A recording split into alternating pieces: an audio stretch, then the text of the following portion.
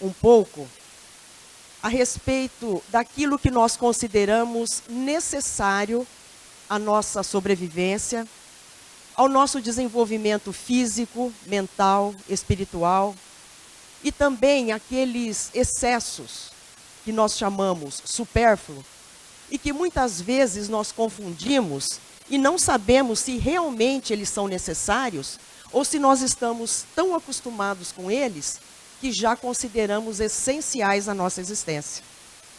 E é isso também que nos ensina a questão 952 do Livro dos Espíritos. Dizem os benfeitores espirituais que existem paixões às quais nós não temos mais o poder de resistir, porque já nos habituamos tanto que fazemos delas verdadeiras necessidades. Por isso, diante dos desafios que todos nós enfrentamos atualmente, como crises financeiras, doenças, crime organizado, nós temos urgente necessidade de repensar o nosso modo de viver e de conviver. Porque até ontem, nós tínhamos um determinado padrão de vida. Mas com as crises financeiras, seria preciso mudar o nosso modo de viver e renunciarmos a certas mordomias, confortos, comodidades, sob pena de nos colocarmos numa situação muito difícil, cheios de dívidas. No entanto, muitos de nós insistimos em continuar com os mesmos comportamentos de sempre, sem vontade nenhuma de nos adequarmos à situação nova. Até ontem, nós tínhamos uma vida mais livre, mais despreocupada. Mas com o aumento da violência, nós observamos também o aumento dos carros blindados, das cercas elétricas, das câmeras de segurança. E nós vemos tudo isso como uma necessidade, numa tentativa de manter a criminalidade longe dos nossos lares. Até ontem, nós tínhamos uma vida mais saudável, com uma alimentação mais natural. Mas com a invasão dos alimentos industrializados, os fast foods, as bebidas artificiais, o quadro de enfermidades aumentou significativamente, onde nós vemos hospitais abarrotados de pessoas em busca de atendimento médico. Porque, frequentemente, ao utilizarmos o nosso livre-arbítrio, nós cometemos todo tipo de excesso e de abuso, resultando daí doenças que nos afligem e que nos levam à morte prematuramente. Ou seja, nós acabamos abreviando a nossa própria vida por conta dos excessos e das extravagâncias que nós cometemos. Mas nós precisamos nos alimentar. Obviamente, para manter a nossa saúde, para a nossa sobrevivência, nós precisamos nos alimentar. E cada um de nós tem a sua cota estabelecida pelo próprio organismo. O nosso organismo sinaliza o limite do necessário. Mas quando nós desvirtuamos as nossas necessidades alimentares e nos permitimos a gula, nós criamos necessidades artificiais e caímos no supérfluo. É quando nós inventamos aqueles pratos sofisticados, com aqueles temperos exóticos, que além de fugir de uma alimentação simples, nos induz ao excesso. Muitos dos males deste mundo estão diretamente relacionados com as necessidades fictícias que nós criamos. Agora, se nós soubéssemos limitar os nossos desejos, se nós soubéssemos controlar os nossos impulsos de consumo, nós nos livraríamos de muitos desgostos, de muitos desenganos. Porque o mundo em que nós vivemos, este mundo que nós vivemos, é uma instituição de aprendizado e de aperfeiçoamento.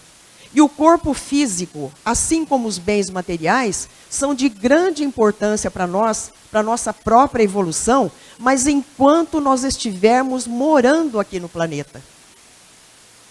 E não é porque nós temos riquezas, nós temos bens materiais, não é porque nós temos certo conhecimento e certa cultura, que automaticamente nós seremos seres mais espiritualizados. Porque as nossas condições educativas e econômicas não são suficientes por si mesmas para elevar a nossa condição espiritual. Se nós prestarmos atenção, nós vamos perceber que os excessos são mais prejudiciais do que as faltas e demoram mais para ser percebidos.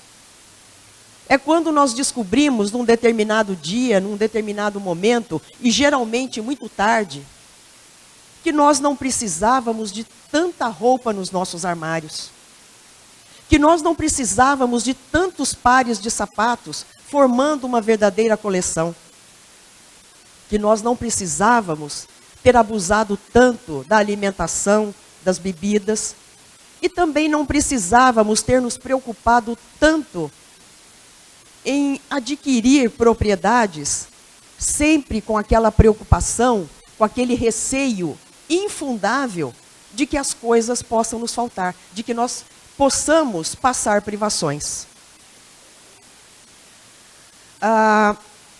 Nós descobrimos, geralmente, todas essas coisas um pouco tarde, mas nunca é tarde para a gente recomeçar. Nunca é tarde para nós voltarmos para trás sobre os próprios passos e começarmos de novo da maneira correta.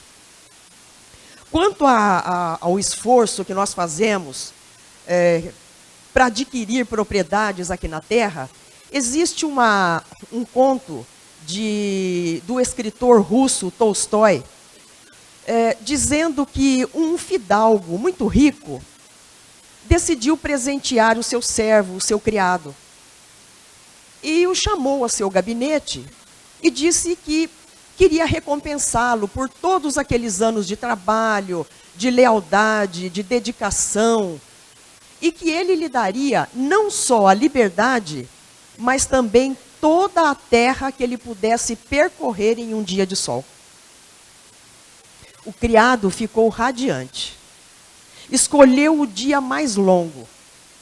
E assim que o sol nasceu, ele se pôs a caminhar, fazendo a demarcação daquela que seria sua propriedade. Caminhou o dia todo sobre o sol escaldante. Comeu de pé. Corria nas descidas e andava mais rápido nas subidas. Quando o sol estava quase para se pôr, ele avistou uma vinha muito bem cuidada, muito bonita, logo à sua frente. E ele apressou o passo e conseguiu chegar até aquela vinha no exato momento em que o sol se punha. Extremamente cansado, mas muito orgulhoso, ele olhou para tudo aquilo e disse: agora tudo isso é meu.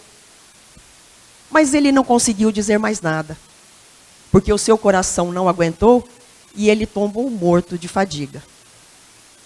Conclui Leon Tolstói que o homem precisa de pouca terra, apenas 7,5 palmos de chão. Por isso, se realmente nós desejamos viver a emancipação da nossa alma, nós precisamos começar agora o nosso curso de autolibertação, aprendendo a viver como tendo tudo e nada tendo, com todos e sem ninguém. Essas são palavras do apóstolo Paulo. E quando ele fez essa afirmativa, ele queria dizer que nada nos impede e ninguém nos proíbe de ter, possuir, usufruir dos bens materiais, mas que é imprescindível estarmos convictos de que nada nos pertence. Tudo é concessão temporária de Deus. Que nós podemos viver e conviver com todos, amando e sendo amados. Mas não podemos nos apegar demasiadamente a ninguém, lembrando que ninguém nos pertence, mas que todos somos de Deus. Deus nos deu todas as condições para podermos sobreviver. Jesus nos indicou o caminho que devemos seguir para que essa sobrevivência seja a mais amena possível, com atitudes que possam nos levar à paz de coração e à tranquilidade de consciência. Como ensina a questão 704 do Livro dos Espíritos, Deus nos deu a necessidade de viver, porquanto a vida é essencial à evolução dos seres. Mas Ele não poderia nos dar a necessidade de viver sem nos fornecer os meios para isso. Por isso, Ele nos deu, por exemplo, o ar que nós respiramos e que não precisamos fazer nenhum esforço para manter os nossos pulmões funcionando. O ar é um alimento de qualidades incalculáveis que beneficia não só o nosso corpo físico, mas também o nosso corpo espiritual. E que nós poderíamos aproveitar muito melhor esses benefícios fazendo diariamente exercícios de respiração. A água é outro elemento básico à nossa sobrevivência e que Deus nos deu gratuitamente, onde nós encontramos várias substâncias químicas essenciais à nossa saúde. Ela guarda a força que restaura e harmoniza todo o nosso complexo celular.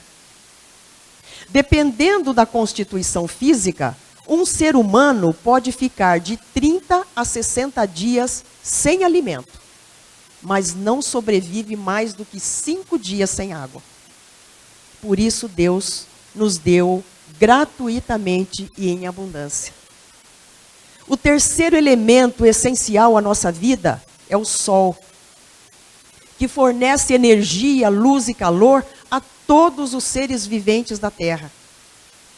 Sem o sol, a Terra poderia chegar a 270 graus negativos, impossibilitando a nossa permanência no planeta. Portanto, nós podemos afirmar que a terra produz sempre. As sementes são abundantes, a chuva é sempre generosa, a terra esquenta e depois esfria o suficiente para produzir mais e melhor, segundo nos ensina Emmanuel. Quando isso não ocorre, é porque nós, seres humanos, estamos poluindo o ar demasiadamente, não estamos dando a devida atenção para o plantio, não estamos cuidando das águas, protegendo as nascentes, as árvores e assim por diante. Aí, quando acontecem problemas atmosféricos, águas contaminadas e não há produção satisfatória, nós costumamos acusar a própria natureza que não colabora para que a terra possa produzir com mais abundância. O árabe que vive no deserto, por exemplo, ele sempre encontra condições para viver naquele ambiente inóspito, porque ele não cria necessidades artificiais para si mesmo. Agora, se alguém desperdiça os recursos na satisfação de fantasias, não pode depois se queixar de não encontrar nada nos dias de penúria. Então, a natureza não pode ser responsabilizada pelos defeitos da organização social e nem pelas consequências da ambição, da incúria e do egoísmo dos seres humanos. Nenhum de nós pode reclamar da falta do necessário, porque além de todos esses recursos fornecidos pela divindade, Deus nos deu a inteligência para que nós possamos, através do trabalho, suprir as nossas necessidades básicas. E considerando a importância da nossa felicidade espiritual, alguma coisa nós precisamos fazer para conter os nossos impulsos consumistas, refreando o nosso desejo de posse, o acúmulo de bens e de objetos, confiarmos mais na providência divina, aceitando a orientação segura de Jesus no capítulo 6 do Evangelho de Mateus, quando ele diz: não vos preocupeis com a vossa vida, quanto ao que haveis de comer, nem com o que cobrir o vosso corpo. Olhai as aves do céu, que não semeiam, nem colhem, nem armazenam em seus celeiros. No entanto, vosso Pai Celestial as alimenta. Não tendes vós mais valor do que elas? Observai os lírios do campo, que não trabalham, não tecem. E eu vos declaro que nem Salomão, em toda a sua glória, jamais se vestiu como um deles. Pois bem, Deus, que alimenta as aves do céu, que veste a erva do campo, jamais deixa o abandono às suas criaturas, aqueles que nele confiam. Mas Ele quer que façamos a nossa parte, através do trabalho. Porque o trabalho, sendo uma lei divina, é o grande instrumento para a evolução do espírito. Ele nos criou sem vestes, mas Ele nos deu a inteligência para fabricá-las. Não é Ele que traz os recursos que nós precisamos pessoalmente, mas Ele nos inspira ideias para que possamos, através do nosso próprio esforço, contornarmos as dificuldades e encontrarmos o necessário que nós precisamos. É claro que com o progresso e a evolução do planeta, a civilização aumenta as necessidades. Mas, ao mesmo tempo, surgem novas fontes de trabalho, novas descobertas, novas ideias, porque a pesquisa, a ciência e as pesquisas trabalham incessantemente para melhorar a condição material do ser humano na Terra, apesar do crescimento contínuo das populações. Eu acho que aqui todos vão se recordar da música que foi símbolo da Copa do Mundo de 1970, que dizia 90 milhões em ação. Naquela época, nós éramos aproximadamente 90 milhões de brasileiros. Hoje, nós somos mais de 200 milhões. E se em 1970 existiam recursos para os 90 milhões, hoje existem igualmente para os 200 milhões e até mais. Só não encontram recursos, o necessário, aqueles que por alguma deficiência física ou mental não conseguem obtê-los sozinhos por si mesmos. Mesmo assim, existem os familiares, os amigos, pessoas caridosas que lhes fornecem esse necessário. E apesar desse crescimento contínuo, intenso da população, nós nunca tivemos tanta fartura de alimentação como nós temos hoje. Nós nunca tivemos tanto acesso à educação, à cultura, ao conhecimento, à diversão como nós temos hoje. Nós nunca tivemos tanto conforto, comodidade e facilidades como nós temos hoje. Apesar disso, nós continuamos com a mesma ambição, com a mesma má vontade de sempre. Nós queremos a evolução, mas sem mudança de atitudes. Nós queremos a paz, mas não deixamos de responder agressivamente a qualquer ofensa. Nós queremos viver fraternalmente com todos, mas não abrimos mão do nosso egoísmo. Todos nós temos condições de obter o necessário, mas a nossa cobiça nos induz a buscar o supérfluo. Muitos se queixam justamente de que faltam oportunidades, mas o que falta realmente, muitas vezes, é a boa vontade e às vezes também humildade. Por exemplo, existem postos de trabalho ociosos esperando por pessoas qualificadas a fim de preencherem esses postos de trabalho. Então, para muitos, falta boa vontade e disposição de ir em busca do estudo, do aperfeiçoamento profissional, a fim de preencherem aquelas vagas. Outros não querem atuar em outra área, querem permanecer naquela que a sua ambição e a sua fantasia perseguem. Ficam iludidos com uma determinada área e não querem se experimentar outra. É o caso, por exemplo, daquele que não tem o menor talento artístico, mas ele insiste em conseguir uma colocação naquela área. Outros ainda não querem se submeter a uma profissão mais humilde por orgulho e assim por diante. E geralmente são essas pessoas que falam que da falta de trabalho e que não têm o necessário para viver. É que a vida simples, que é uma condição de felicidade relativa que o planeta nos oferece, foi esquecido pela maioria dos seres humanos, que ao invés de buscarem os recursos para alcançarem a vida eterna, estão sempre ansiosos pelos prazeres passageiros da terra. Raras pessoas se contentam com os recursos para a solução de seus problemas. Raríssimas se contentam com o pão de cada dia. O apóstolo Paulo, em sua carta aos Filipenses, afirmou: aprendi a contentar-me com o que tenho.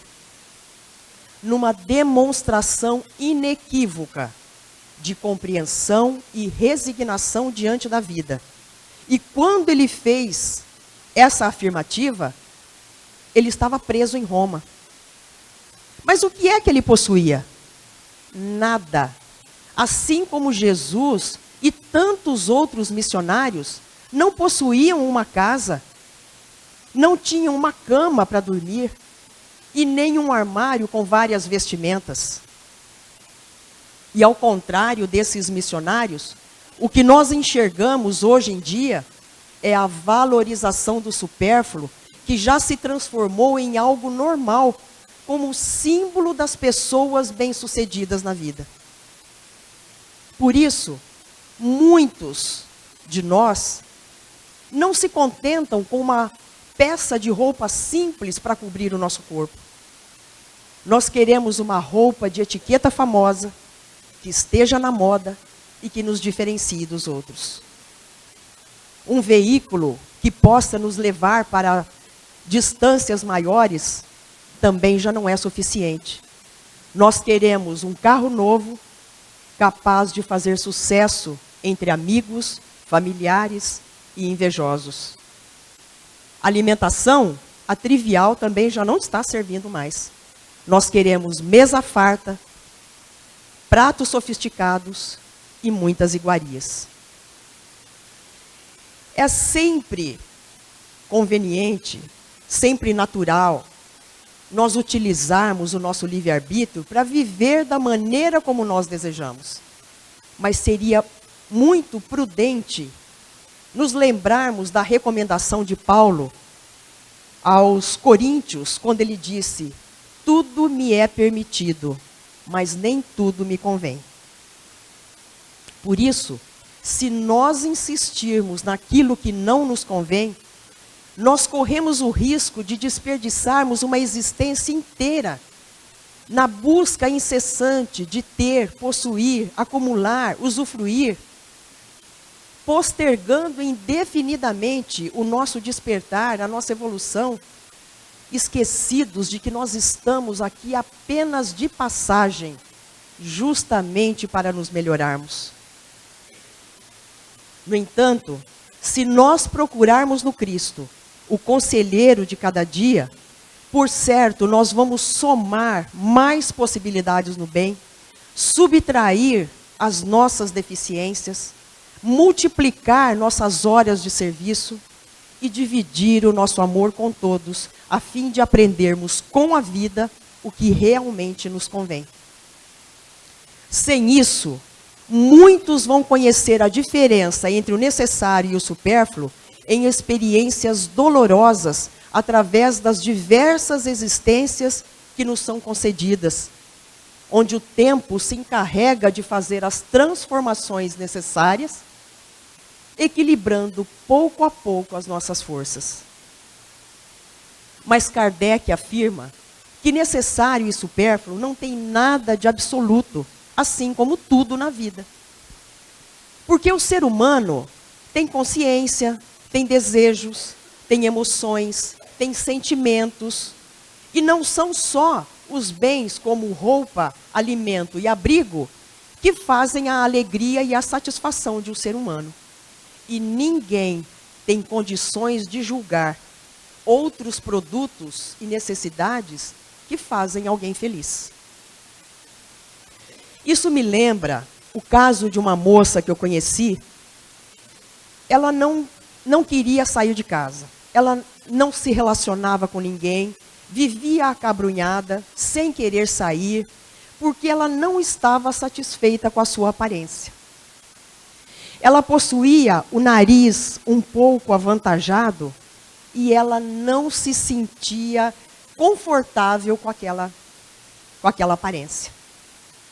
Então ela foi orientada, ela foi aconselhada pelos familiares, pelos amigos, a fazer uma cirurgia plástica.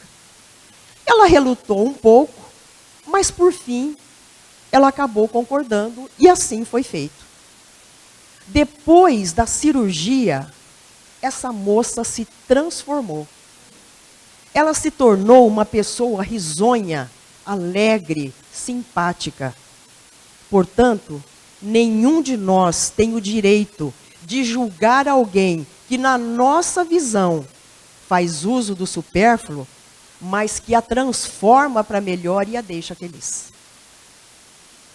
Convenhamos também que muitas pessoas precisam se apresentar nos locais e às vezes no trabalho com uma roupa adequada. Portanto, não será supérfluo manter um guarda-roupa razoável que permita às pessoas ir aos lugares e se apresentar nos lugares que ela vai com uma vestimenta adequada, com uma roupa adequada. São supérfluos todos os bens que se prestam a outras finalidades, como o luxo excessivo, a satisfação do orgulho, o exibicionismo, bem como tudo o que é acumulado e improdutivo e que nas mãos de poucos faz falta a muitos. É o caso, por exemplo, daquele que retém, que guarda, acumula, que não faz circular os seus bens, e não são só os bens materiais, mas os seus bens de inteligência e o seu tempo. Ou então aqueles que possuem alguma máquina, algum aparelho que poderia beneficiar dezenas, centenas de pessoas, mas que ficam guardados sem beneficiar ninguém. O que se espera é que, com o tempo, a civilização aumente o seu senso moral, o seu sentimento de caridade, levando todos os homens a se auxiliarem mutuamente. E não é isso que nós observamos nos dias de hoje. O que nós observamos que existe por toda a terra é a sombra do supérfluo, levando as criaturas para a aflição desmedida. Mas Emmanuel diz que supérfluo não se refere apenas às coisas materiais. Porque existe, por exemplo, supérfluo de preocupações, muitas delas imaginárias, destruindo a harmonia. Supérfluo de palavras, desperdiçando o tempo, patrimônio irrecuperável quando não aproveitado devidamente. Supérfluo de conflitos mentais, implantando a perturbação. Supérfluo de queixas, das quais nós somos campeões, anulando as melhores oportunidades de trabalho e evolução. Agora, sabendo que o supérfluo cria dificuldades, que nos traz inquietação, que nós acumulamos inutilmente, já que nós não podemos levar nada da vida física, e que nos transforma em depositários infiéis, se nós continuarmos a fazer uso dele, decididamente a maioria de nós ainda não aprendeu a viver com sabedoria, recebendo o necessário com serenidade, e acabamos transformando a nossa jornada terrestre numa correria inquietante. Mas ninguém definiu necessário e supérfluo tão bem quanto o nosso Chico Xavier. Ele dizia que uns queriam um emprego melhor, outros só um emprego. Uns queriam uma refeição mais farta, outros só uma refeição. Uns queriam ter uma vida mais amena, outros apenas viver. Uns queriam ter pais mais inteligentes, mais esclarecidos, outros apenas ter paz, ter uma família. Uns queriam ter olhos claros, outros apenas enxergar. Uns queriam ter uma voz bonita, outros falar. Uns queriam ter sapatos novos, outros ter pés. Uns queriam um carro novo e outros apenas andar. Diante de tudo que foi exposto, e agora que nós conhecemos o Evangelho de nosso Senhor Jesus Cristo, nós não podemos permitir que os nossos desejos se dirijam apenas às necessidades, às coisas passageiras e fictícias da terra, e sim renovar e ampliar, enquanto é tempo, a nossa visão espiritual. Porque, como disse Jesus, de nada vale ganhar o mundo que não nos pertence e perdermos a nós mesmos para a vida imortal. Por mais obstáculos que surjam em nosso caminho, nós não podemos deixar de cumprir a nossa obrigação de fazer o bem a todos, porque somente agindo assim, nós estaremos alcançando a nossa verdadeira felicidade, que é bênção de Deus na consciência tranquila. E alcançaremos um espaço mental indispensável à comunhão pura e simples com nosso Senhor Jesus Cristo.